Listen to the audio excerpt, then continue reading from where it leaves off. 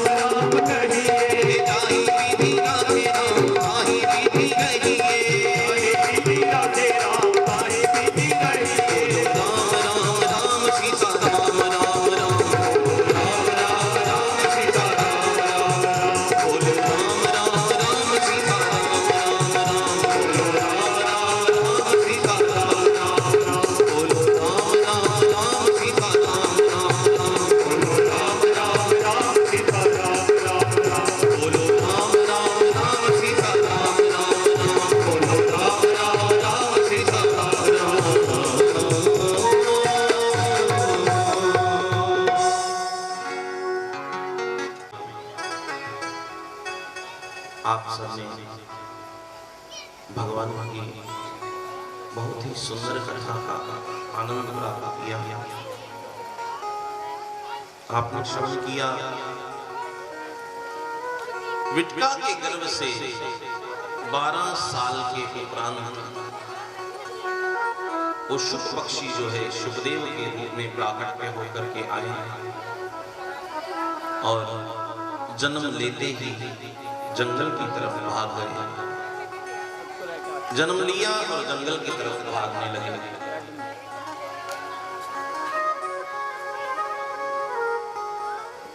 पीछे पीछे वेदव्यास जी भाग रहे हैं।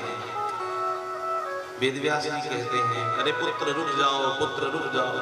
आपने कल श्रवण किया कि जंगल के पेड़ पौधों ने यम प्रभयंत मनुपेत मपयेत द्वीपायनो विरहान्तर्यायुः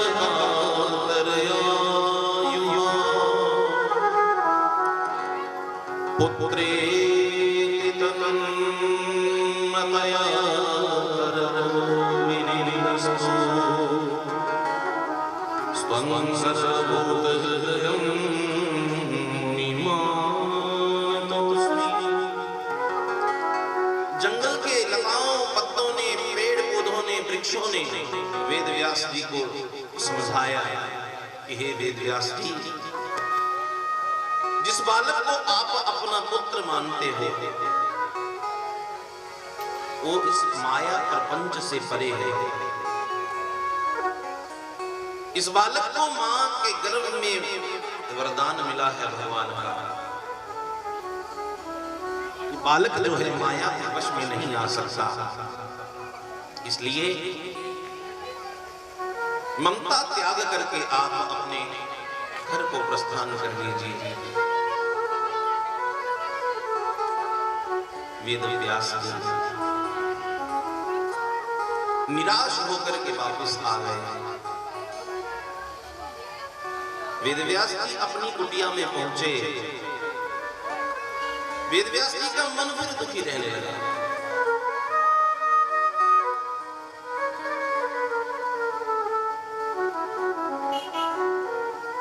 बंधुओं, ये जो सुख है दुख है ये आते जाते रहते हैं। अगर सुख आए तो उसको भी भोगना पड़ जाता है, अगर दुख आए तो उसको भी भोगना पड़ जाता है।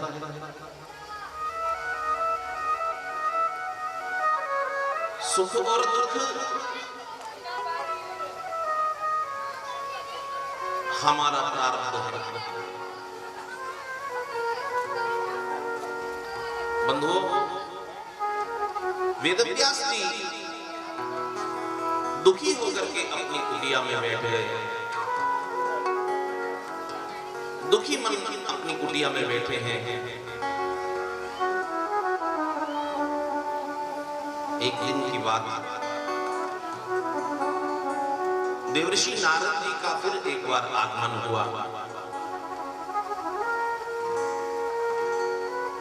देवर्षि नारद जी का एक बार फिर वहां आगमन हुआ। नारद जी पूछने लगे, हे वेदव्यास जी, अभी तो आपने भागवत कथा का आपने भागवत कथा लिपिबद्ध भी कर दी है, भागवत की रचना भी कर दी है, अभी तो आपको निराश होने की कोई आवश्यकता नहीं। अब तो आपका पुत्र भी आ गया है उसको पढ़ने के लिए,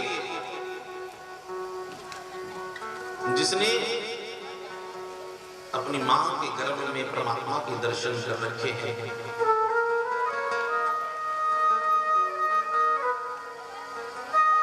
वेदव्यास जी कहने लगे, हे नारद जी, मैं जानता हूं मेरा पुत्र आ गया है, लेकिन क्या करूं, वो इस प्रपंच माया से परे है, उसको माता और पिता का बोध नहीं है, उसको माता और पिता का बोध नहीं है, इस संसार प्रपंच माया से परे है।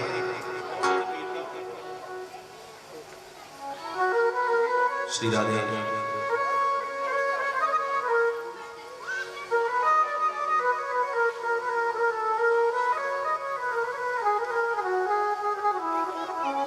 देवर्षि नारद जी कहने लगे,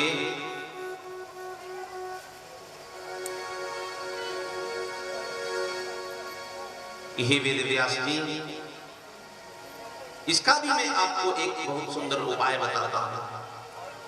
आप ऐसा कीजिए, अपने दोष त्याग कीजिए।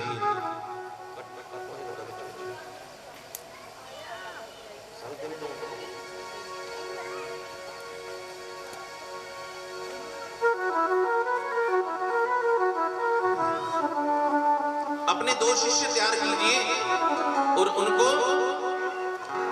श्रीमद् भागवत महापुराण की कथा के 2-4 श्लोक याद दिला दीजिए,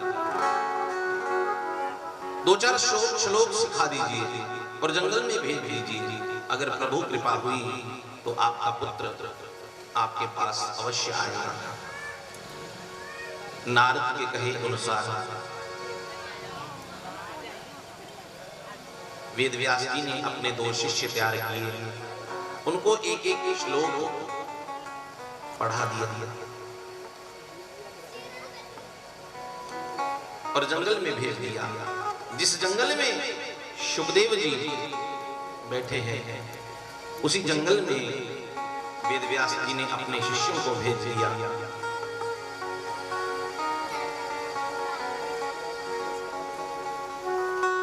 वेद व्यास जी के शिष्यों ने जंगल में जाकर के श्लोकों को गाना प्रारंभ किया, श्लोकों का गायन करने लगे। कौन सा श्लोक? बरहार पीड़म नटवर वपू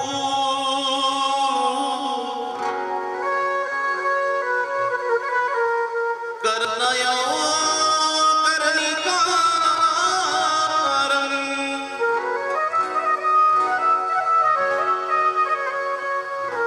विप्रदात्स कनककपीशं वैजयन्तीं च माला।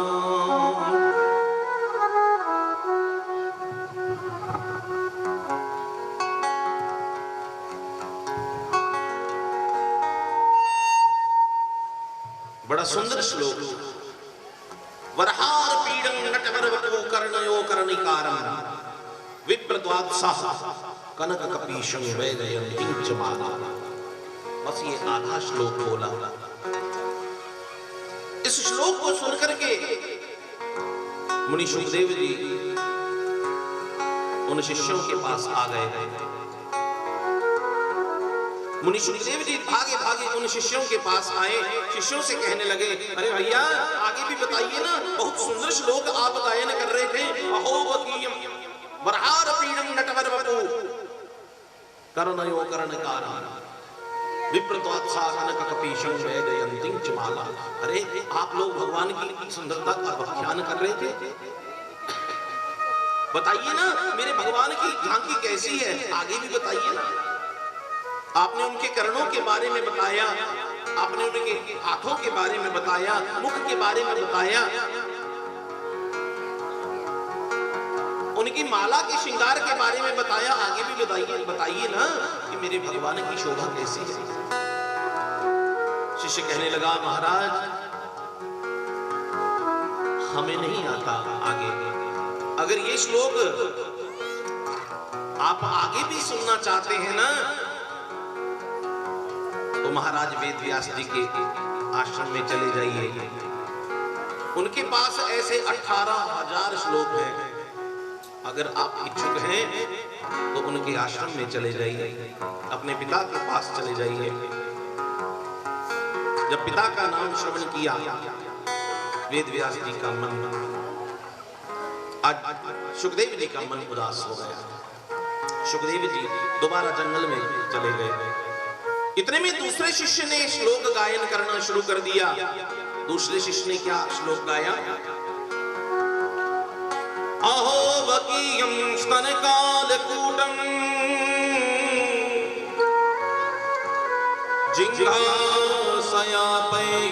जिघ्रासयापयदप्यसामि। देखिए कितना सुंदर वर्णन है इस श्लोक का। अहो वकीयं स्तनकालकूटं, उस पूतना को देखिए जो भगवान को मारने के लिए अपने दूध पे कालकूट नाम का विष लगा करके आई है भगवान कृष्ण को मारने के लिए। और मेरे भगवान की करुणा, मेरे भगवान की दया को देखिए। लेवे गति धात्री च्युतां ततोऽन्यम्। पूतना बेशक भगवान को मारने के लिए आई है, लेकिन भगवान ने पूतना को कौन सी पद दी, कौन सी गति दी? धात्री च्युतां ततोऽन्यम्। माता वाली गति प्रदान की, जो अपनी मां यशोदा को प्रदान करनी थी, अपनी मां देवकी को प्रदान करनी थी, वही गति मेरे भगवान कृष्ण ने पूतना को प्रदान की। भगवान कह रहे हैं कंबा दयालु शरणं व्रजे। बेशक पूतना मुझे मारने के लिए आई है, लेकिन काम तो माता वाला करेगी ना, पिलाएगी तो मेरे को दूध ही, और दूध पिलाना किसका काम है? मां का। मेरे भगवान ने उसको मां की गति प्रदान की। आज जब इस श्लोक का श्रवण किया, मुनि शुकदेव जी भागे भागे उन शिष्यों के पास आए और शिष्यों को कहा कि मुझे अपने गुरुदेव वेदव्यास जी के पास लेके चलो। शिष्य शुकदेव जी को साथ लेके वेदव्यास जी के आश्रम पे आए।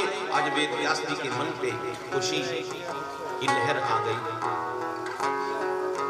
वेदव्यास जी के मन में खुशी की लहर उमड़ पड़ी। वेदव्यास जी ने देखा, अरे मेरा बेटा आ गया। वेदव्यास जी ऐसा कहने लगे, अरे पुत्र आओ आओ।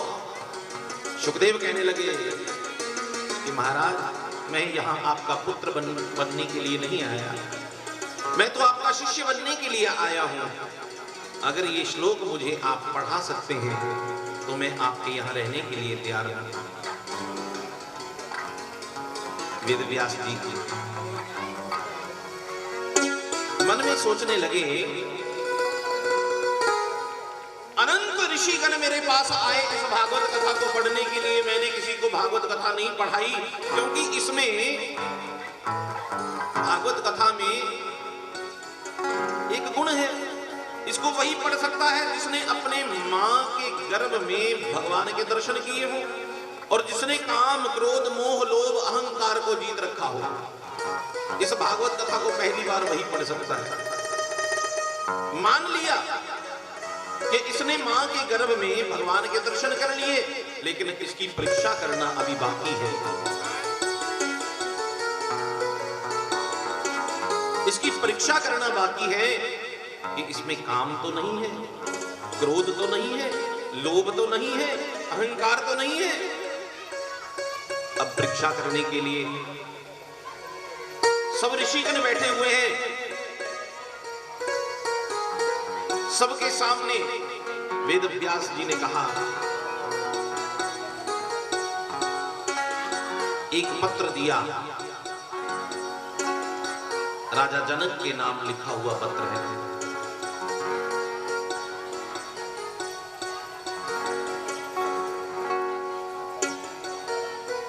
राजा जनक के नाम लिखा हुआ पत्र वेदव्यास जी ने शुकदेव जी के हाथों में पकड़ा दिया। शुकदेव जी उस पत्र को लेकर के राजा जनक के पास पहुंच गए। बाहर पहरेदार खड़े हैं। पहरेदारों ने पूछा कहां जाना है? बोले महाराज जनक जी के पास जाना है। बोले ये पत्र है उनके लिए। बोले ये पत्र हमें दे दीजिए, हम दे देते हैं महाराज जी को। पहरेदारों ने उस पत्र को लिया, राजा जनक जी के पास पहुंच गए। उस पत्र को खोल करके जब राजा जनक जी ने पढ़ा तो वेदव्यास जी ने लिखा था कि इसकी परीक्षा करनी है कि इसमें काम क्रोध मोह लोभ अहंकार तो नहीं है।